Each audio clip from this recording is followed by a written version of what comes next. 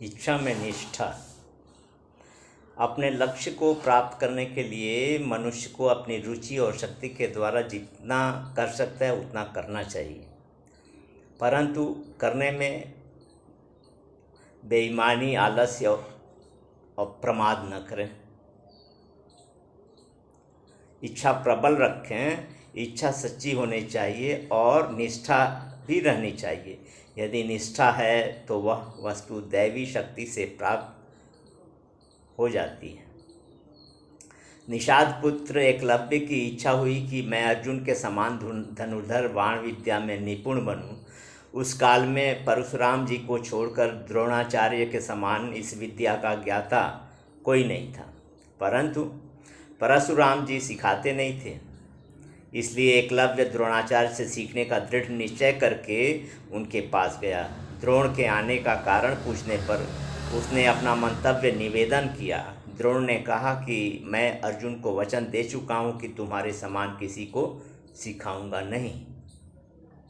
एकलव्य ने कहा मुझे आप ही से सीखना है। तो उन्होंने उत्तर दिया कि मैं सिखाऊंगा नहीं तो कैसे सीखोगे।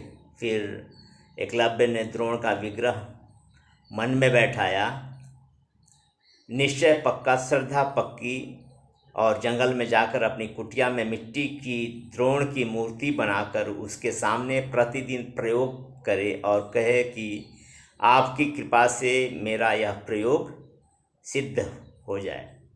जो ठीक हो वह विचार मेरे मन में आ जाए, और ठीक ऐसा ही होने लगा।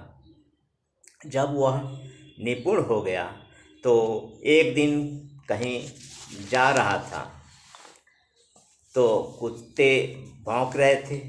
उनका भौंकना बंद करना था। संयोगवश अर्जुन भी जा रहे थे, परंतु उनके ध्यान में यह बात नहीं आई और एकलव्य ने बाणों से उसके मुंह को भर दिया कि चोट भी नहीं लगी और भौंकना भी बंद हो गया। तब अर्जुन ने आश्चर्य से उससे पूछा कि भाई यह विद्या किससे सीखी। उसने उत्तर दिया कि द्रोणाचार्य से। अर्जुन द्वारा द्रोणाचार्य से कहने पर एकलव्य को बुलाया गया और उससे पूछा कि कहाँ से सीखा। तो उसने उत्तर दिया कि आपसे। मैंने निश्चय कर लिया था कि धनुर्विद्या आप ही से सीखूंगा। और उसने सारा वृत्तांत कह दिया। इसका अर्थ मात्र इतना है कि यदि आदमी निश्चय कर ले कि मुझे ये कार्य करना है तो बुरे कार्य का निश्चय तो बहुत बुरा, पर यदि अच्छे कार्य का निश्चय करे तो उसमें सिद्धि मिल जाएगी। भगवान भी सहायता करते हैं।